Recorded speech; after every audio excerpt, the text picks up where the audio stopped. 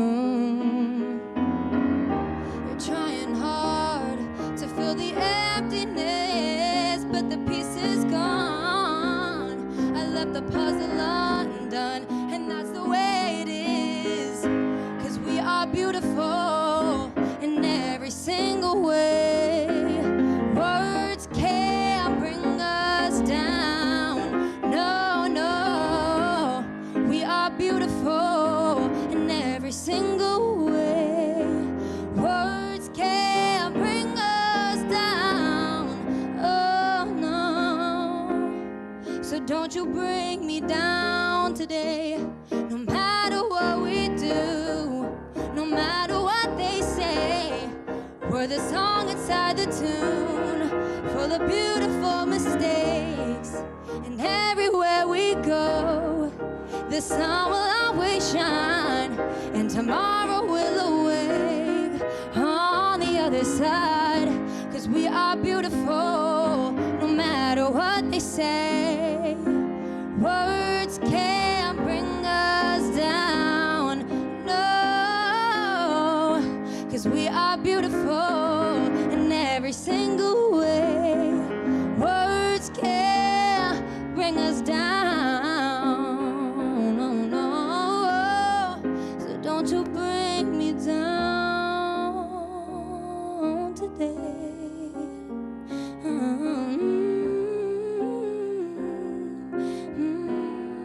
Don't you bring me down today.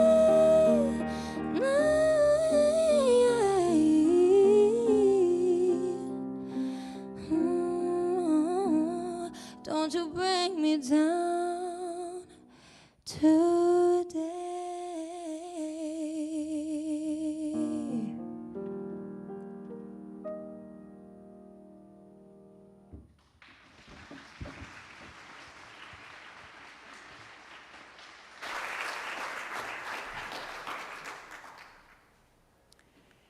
The flaming chalice is the symbol of the Unitarian Universalist tradition, the liberal religious tradition to which this congregation belongs.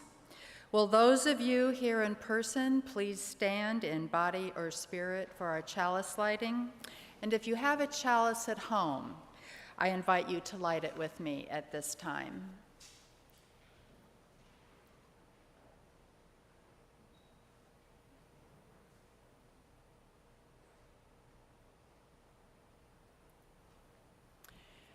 And now I invite you to read the words that are printed on the screen with me. As we kindle this flame, we recommit ourselves to the mission of this congregation to build a Unitarian Universalist community that transforms lives and empowers people to serve the world. May the light of this flame be welcoming to all who seek a liberal religious home. For those of you already standing, I invite you to remain standing for our opening hymn, number 188, Come, Come, Whoever You Are.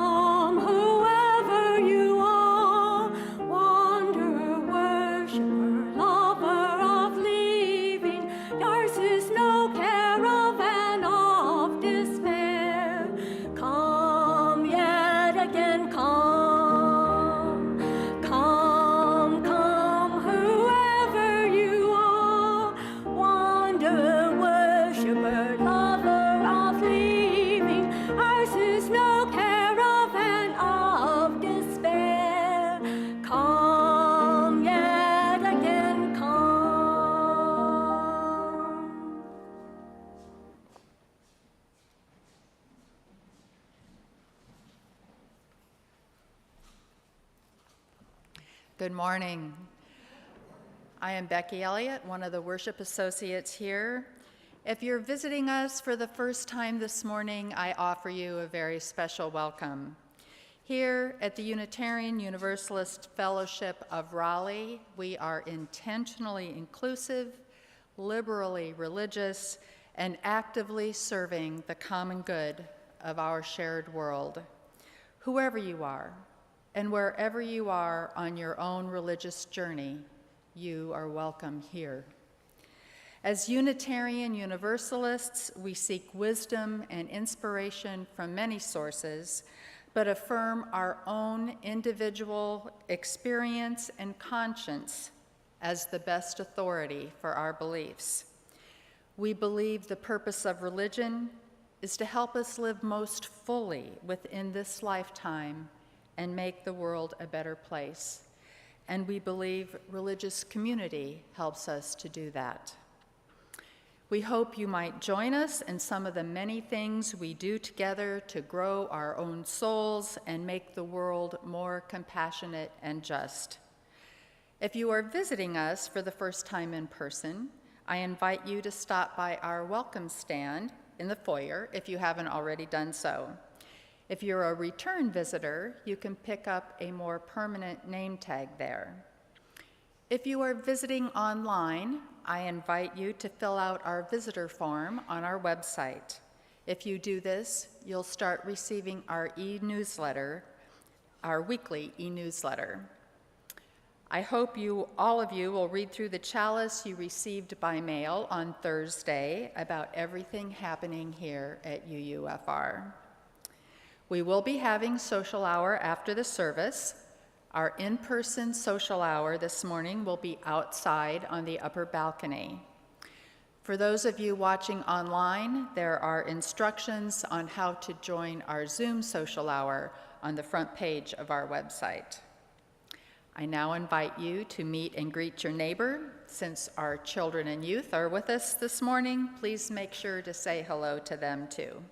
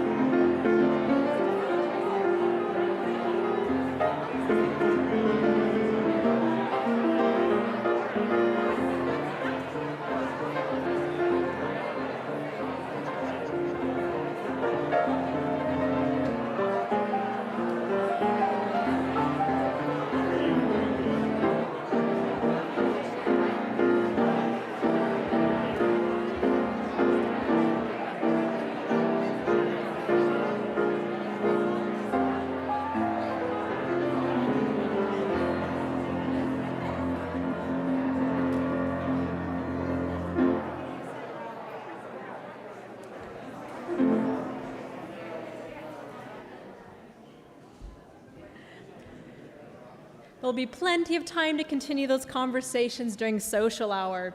This is the time in our service when we acknowledge some of the joys and the sorrows of our community. We do this because we believe that a joy shared is a joy made greater, and a sorrow shared is made easier to bear. Anyone is invited to email a joy or sorrow to joysandsorrows@uufr.org before 9 a.m. on Sunday. And anyone is also invited to light a candle before the service if you wish, and maybe fill out one of the cards so that your joy or sorrow can be heard during the service.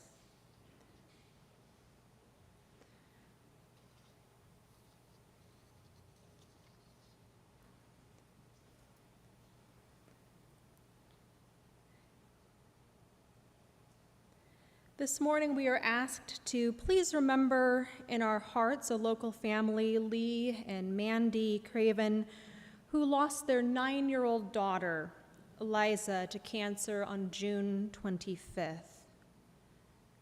We hold the whole family in our hearts during this difficult time. And this morning we also lit a candle for the people in Illinois who died in a mass shooting this week on a 4th of July parade. We pray for the day when your minister will no longer stand up here, inviting us to open our hearts in sorrow for people whose lives are lost in mass violence. And this morning, we also hold in our hearts the family of Sarah Ford, who are recovering right now from COVID.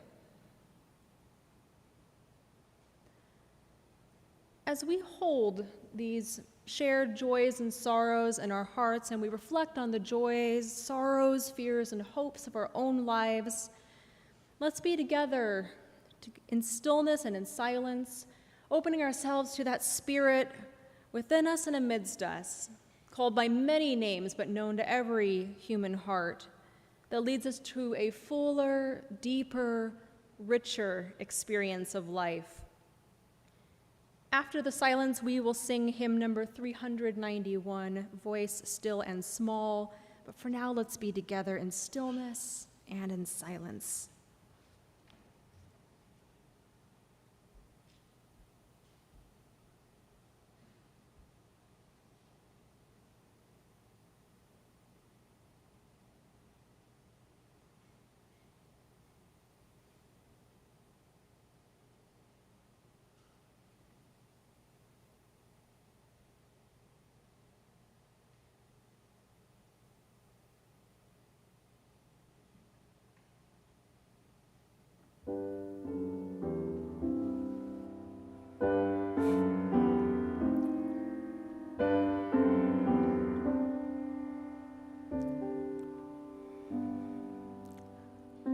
Still and small, deep inside all, I hear you call, singing. In dark and rain, sorrow and pain, still you remain, singing, calming my fears, quenching my tears throughout the years, singing.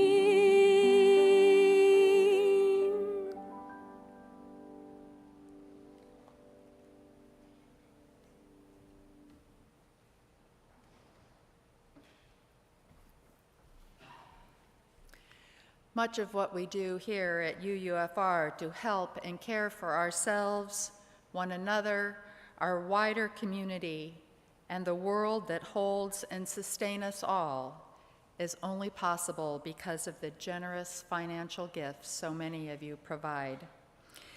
If you would like to make a contribution this morning, we invite you to bring it forward and put in one of the offering plates here up front. You may also give using one of the methods on the screen. It's now time for the offering. Please be generous, and thank you.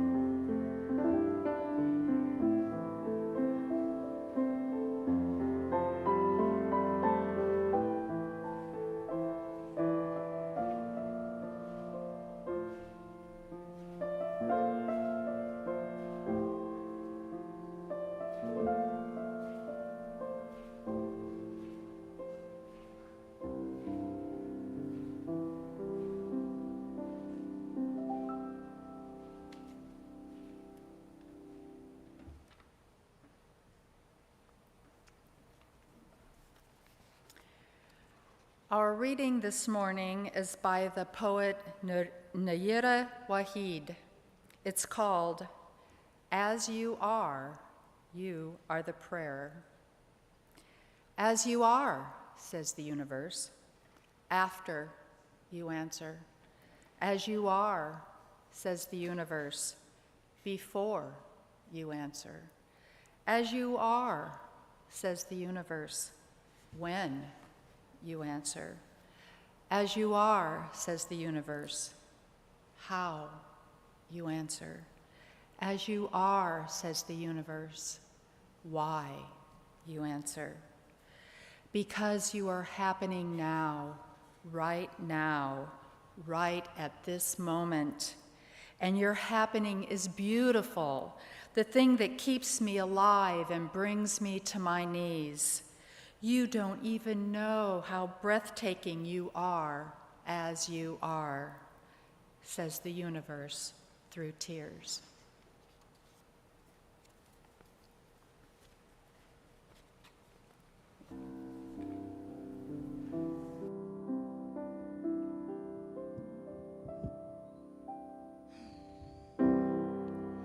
You're broken down and tired of living life on a merry-go-round, and you can't find the fighter, but I see it in you.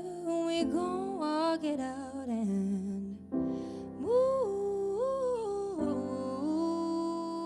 mountains. We gon' walk it out and move mountains. And I'll rise like the day. I'll rise up in spite of the ache. I'll rise up and I'll do it 1,000 times again. And I'll rise up high like the waves. I'll rise up in spite of the ache. I'll rise up and I'll do it 1,000 times again. For you, for you, for you, for you.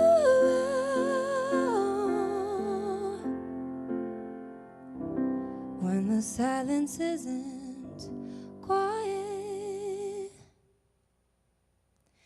and it feels like it's getting hard to breathe, and I know you feel like dying, but I promise we'll take the world to its feet and move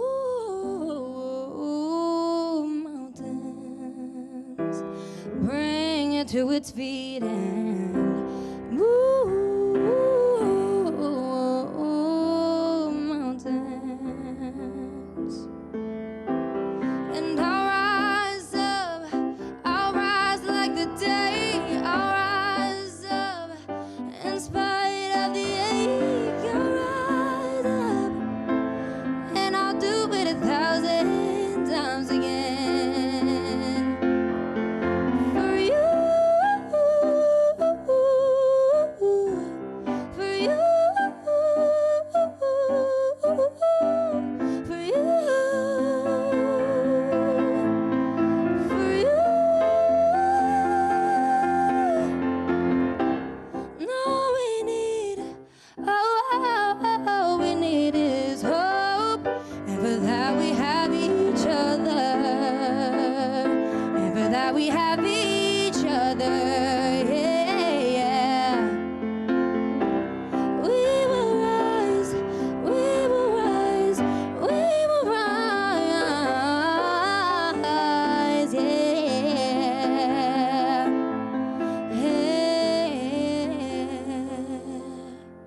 And I'll rise up, rise like the day. I'll rise up in spite of the ache. I will rise 1,000 times again. And I'll rise up, I'll rise like the day. I'll rise unafraid. I'll rise up and I'll do it 1,000 times again. For you, for you,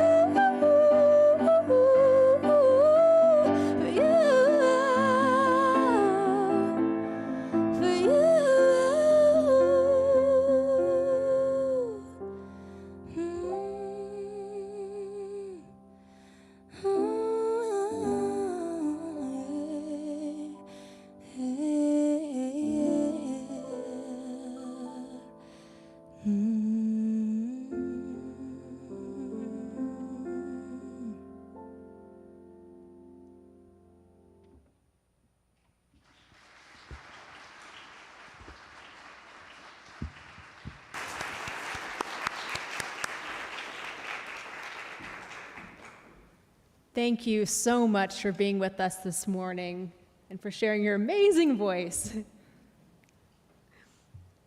A few years ago, I attended a party.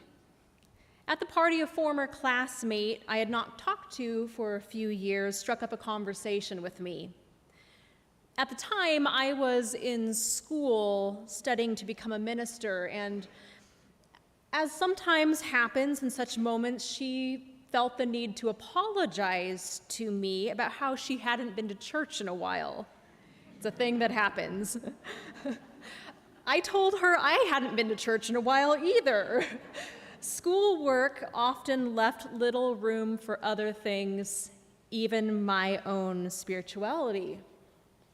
We laughed together about the idea of a student of religion not getting to church very often. And then she shared something with me, something that I have been thinking about a lot while I prepared this sermon series on blessings. She said that she and her husband used to both be conservative Christians, but they were atheists now, and that's why she hadn't been to church. But she and her husband didn't know at first that they were both atheists. They were afraid to tell each other. They were afraid of being judged.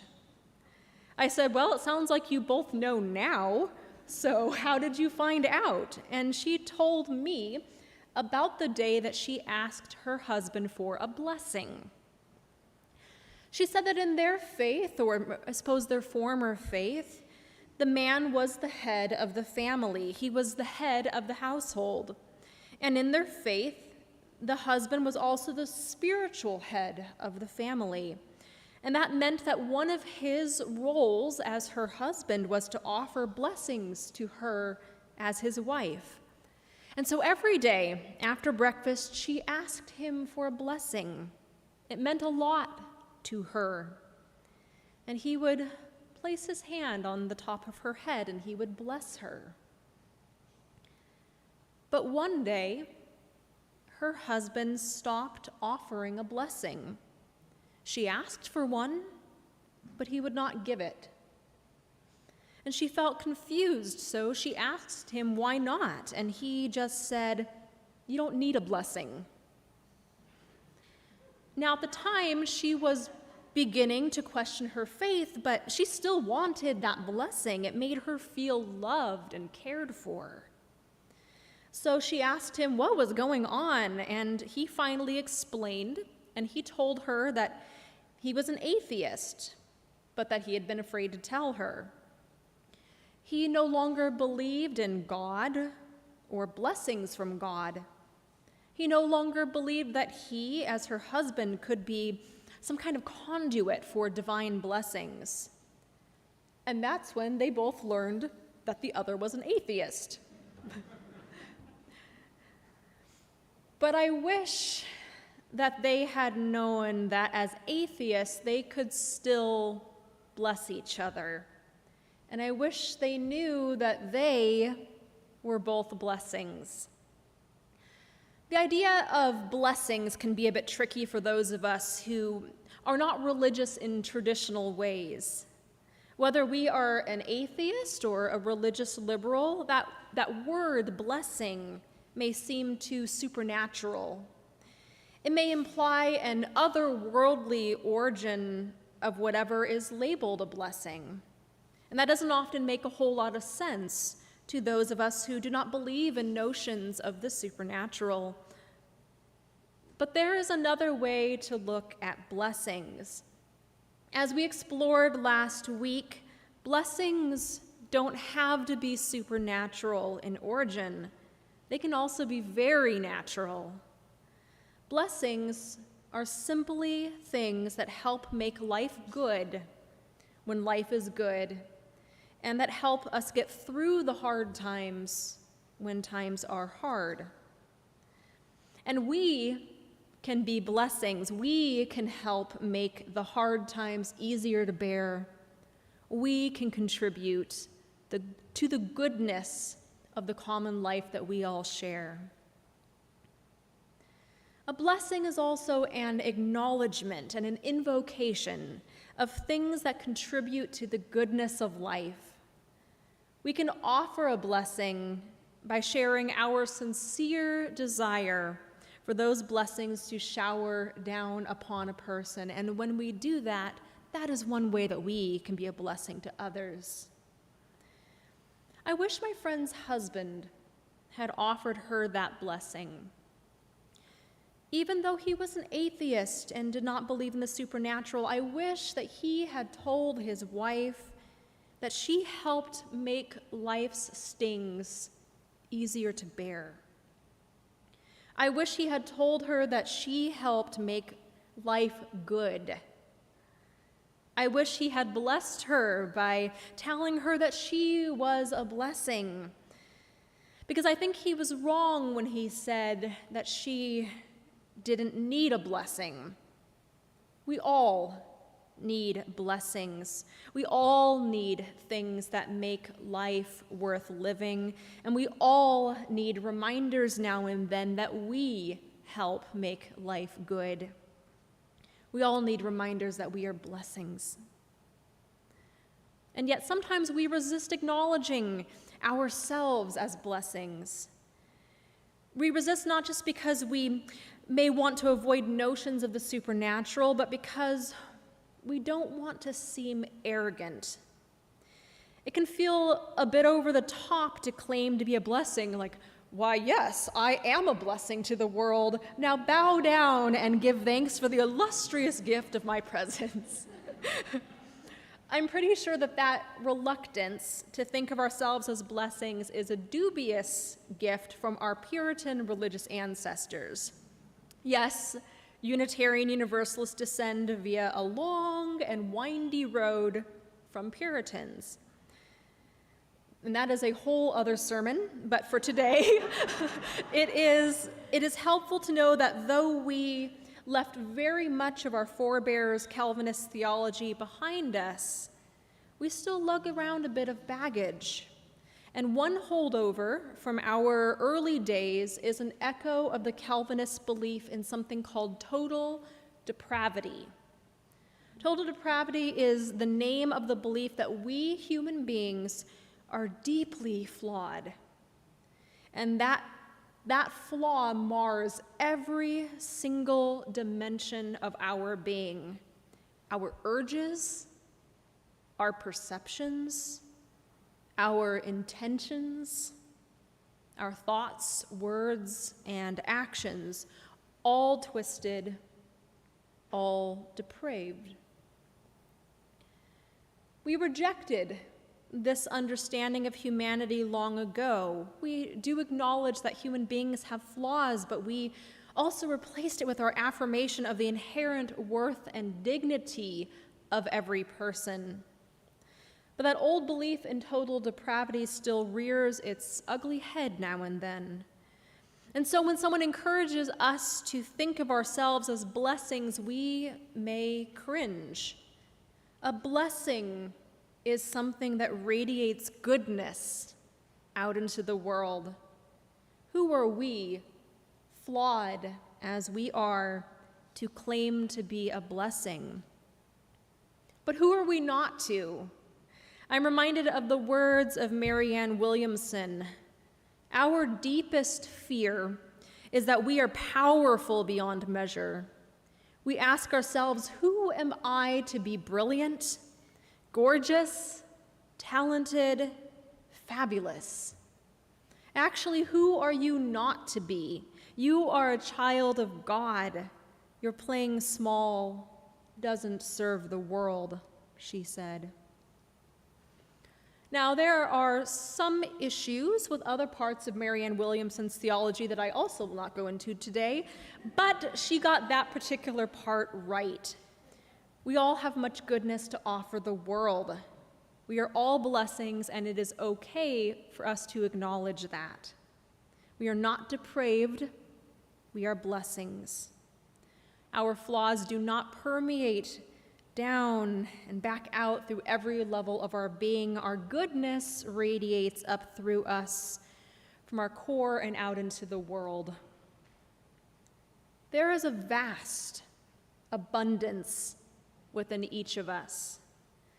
We are vessels of many good things in life. Think about each part of yourself, of each of us, as a single drop of water. The desire for a better world that led you to cast that vote, a drop. That casual kindness you offered, maybe not even thinking about it, a drop. Those times you spent listening to someone who was in need of a listening ear, a drop. That story you told that inspired someone, the many ways you've shown people around you the meaning of the word love, drop, drop, drop. Those drops add up and they help water the vast, vibrant garden of life we share together. Sometimes we are blessings when we make these big self-sacrificing gestures to make the world a better place, but more often, and I think more significantly, we are blessings just by existing as we are and by loving the things that we love and sharing that love with the world. We often don't realize how much of a positive impact that we can have on others. A few years ago, a letter circulated on social media titled "To the Teenage Boy at the Skate Park" by Janine Thomas. The letter illustrates how we can be blessings just by offering our time, our presence, and our joy to others. I just encountered this letter again a few days ago. I'd love to share it with you. Thomas wrote, "To the teenage boy at the skate park. You're probably about 15 years old, so I don't expect you to be very mature or for you to want a little girl at your skate park, for that matter. What you don't know is that my daughter has been wanting to skateboard for months. I actually had to convince her that skateboarding wasn't just for boys. So when we walked up to that skate park and saw that it was full of teenage boys who were smoking and swearing, she immediately wanted to turn around and go home. I secretly wanted to go too because I didn't want to have to put on my mom voice and exchange words with you. I also didn't want my daughter to feel like she had to be scared of anyone, or that she wasn't entitled to that skate park just as much as you were. So when she said, "Mom, it's full of older boys," I calmly said, "So what? They don't own the skate park." She proceeded to go down the ramp in spite of you and your friends flying past her and grinding rails beside her. She only had 2 or 3 runs in before you approached her and said, "Hey, excuse me." I immediately prepared to deliver my "she is allowed to use this park just as much as you guys" speech when I heard you say, "Your feet are wrong. Can I help you?" You proceeded to spend most of an hour with my daughter, showing her how to balance and steer, and she listened to you, a feat not attained by most adults. You held her hand and helped her get up when she fell down, and I even heard you tell her to stay away from the rails so she wouldn't get hurt. I want you to know that I am proud that you are part of my community. And I want to thank you for being kind to my daughter, even though your friends made fun of you for it. She left the skate park with a sense of pride and with the confidence that she can do anything because of you. That teenage boy was a blessing that day. He was a blessing to the little girl. He offered her his presence. He gave her his time and his attention. He helped her overcome her fear and nurtured what may become a lifelong source of joy for her. And we can be blessings too, even if the gifts we offer aren't acknowledged in letters on social media. We don't have to be flawless to be blessings. We can offer whatever goodness we possess within us to bless the world. We can do this because we are vessels of virtues that our beautiful, hurting world desperately needs. Love, hope, wisdom, presence, resolve, and more. Last week, I invited you to make a list for yourself of all of the blessings in your life. I'm curious, did anyone actually do it? The final item that I invited you to add to your list last week was you, for you are a blessing as well. And this week, if you have not already made your list, I encourage you to do so. And if you did make your list, I invite you to expand that list. May you discover all of the ways you, just by being you, help make the world and the lives of the people around you better. Amen, and blessed be. And now, please stand as you are able for a closing hymn this morning. It is 1008, When Our Heart is in a Holy Place.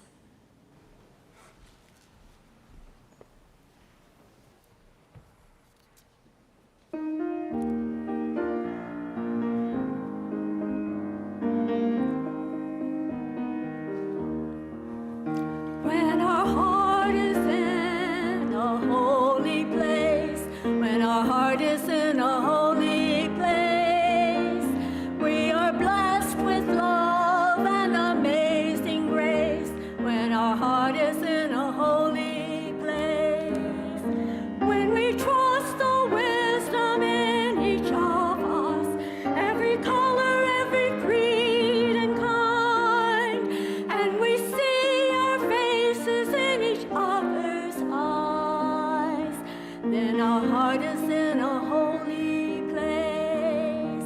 When our heart is in a holy place, when our heart is in a holy place, we are blessed with love and amazing grace. When our heart is in a holy place, when we tell our story from deep inside, and we listen with a loving mind, and we hear our voices in each other's words, then our heart is in a holy place.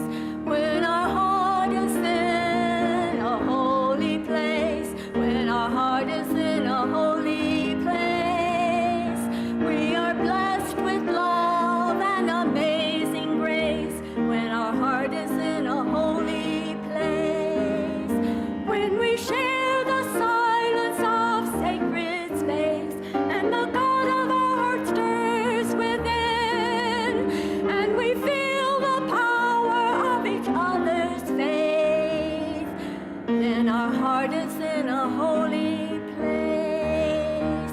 Then our heart is in a holy place. When our heart is in a holy place, we are blessed with love and amazing grace. When our heart is in a holy place, when our heart is in a holy place.